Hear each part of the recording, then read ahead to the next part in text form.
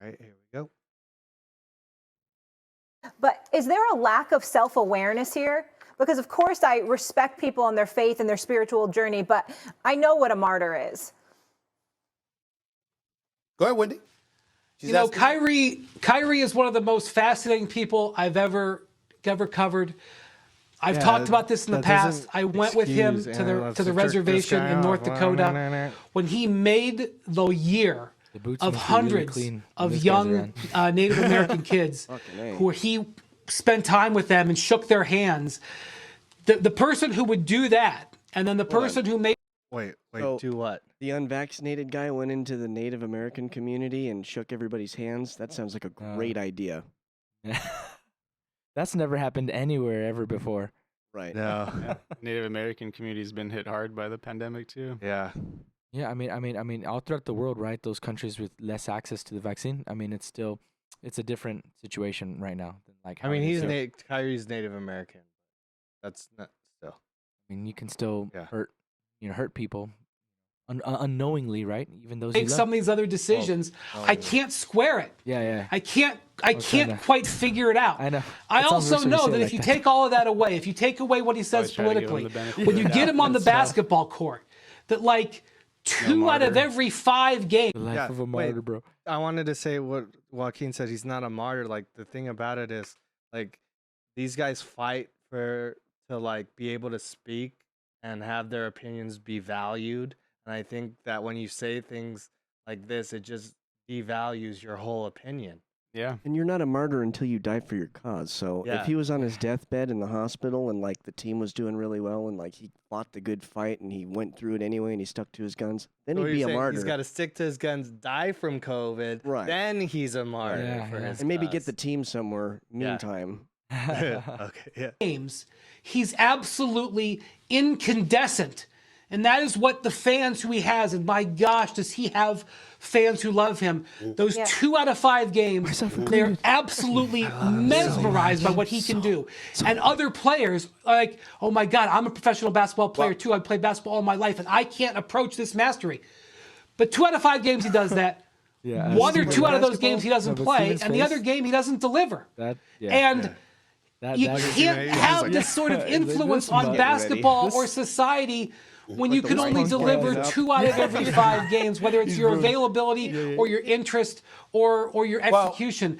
And that is a fact that all this he can't get over. Forget about what else he says off the court. Here's what you didn't allude to. I'm gonna say it, and when I say it, you absolutely know I'm right with what I'm about to say. You're right. What I have to do? NBA players marvel at the greatness of Kyrie Irving. I marvel at the greatness of Kyrie Irving. I think he's one of the most spectacular talents that I've ever seen in my life. He's that special. Can still be a jackass. And I think that he's worthy of walking through the turnstiles to see. That's why I say he's worth $50 million a year, because he gonna fill up arenas because you want to go and see his talents. You know why Kyrie Irving has a problem filling up arenas? Because you don't know if he's going to show up on the team bus. You literally got to look at the tunnel. You looking at the camera and you hoping that the team bus rolls up into the loading dock area where the players enter, and that Kyrie Irving is going to come off that bus, because you don't know. And that's his MO. With great power. And the point is that because you marvel at his skill set and marvel at his ability, because he prides himself in being an intellectual, a deep thinker, somebody that extends far beyond the realms of basketball. The fact that you marvel at his skill set actually to some degree offends him, because he's like, I'm so much more than that. And all you want to do is see me play. What was me for taking on the sorrows of the world all by my lonesome? For me is that if you're so much more than that, what has he done besides hit a big shot in the finals? Like, what is he? No, I seriously, I want to know. Taking days off when other people are struggling. Yeah, right. Didn't help the Nets this year. So I know he does a lot. He has a lot of charity. All these guys, they do a lot of stuff like that. But what has he done? He's not like freaking Nietzsche or something. That's what he's acting like he is. Right, like, prolific figure. You know, and to his point, he's talking about showing up being half of it.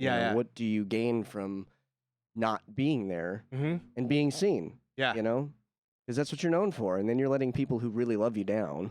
Yeah, Right. exactly. The little kids who want to see you, like, if you think you're so above it, like, Right. what is it?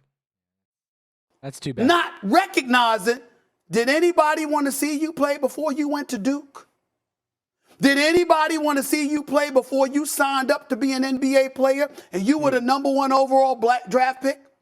When you went to Cleveland, you were the #1 overall pick and you played for 3 years. And what I've religiously pointed out is that they actually improved every year under Kyrie Irving before LeBron arrived. LeBron was willing to come back to Cleveland. He could talk all that nonsense all he wants to about, I just had to come back to Cleveland. It's not nonsense that he wanted to come back to Cleveland and deliver a chip. But we all know that it helped that Kyrie was on that roster and that you knew you had a shot to get Kevin Love, because if Kyrie wasn't there, you had no shot to get Kevin Love. You ain't leaving South Beach to go back to Lake Erie. We understand how profound of an impact Kyrie He's such a great Irving orator, has. Steven. The problem is Kyrie Irving is offended that you're looking at him for having that impact as a basketball player, because he wants to be seen as more than that, even though he's the one that signed up to put his talents on display for all of us to marvel at. And then when we hold him accountable for it, how dare us? How dare us? He talks about a martyr. So What does don't forget he's your talking roots, about, right? I mean, to give a voice to the voiceless. Well, when you been speaking? We got people that are still unemployed in New York City because of the mandate. If you really, really wanted to make some noise, you would have said, hell with that. I don't give a damn that I can come back. I'm going to stand with them. You ain't doing that. You chilling. Where you at? There's still people that's unemployed. There's still people that ain't get paid. There's still people that are being victimized by the mandate that was handed down by the city of New York. The guy on And the where are right you? says, "Fuck, In like, what can I Jersey say?" Damn, I or messed some up. other place, chilling. But I And still when wanna clean somebody tidy calls you shoes. accountable for it, Yeah, he's pretty your inconsistent. response is you a martyr. Kyrie Irving's Wow. got And that's why he is a meme master. Yeah, Yeah. for sure. Meme master, dude. has to take a Master of stance. memes. Yeah. The hottest takes. Yeah. All right.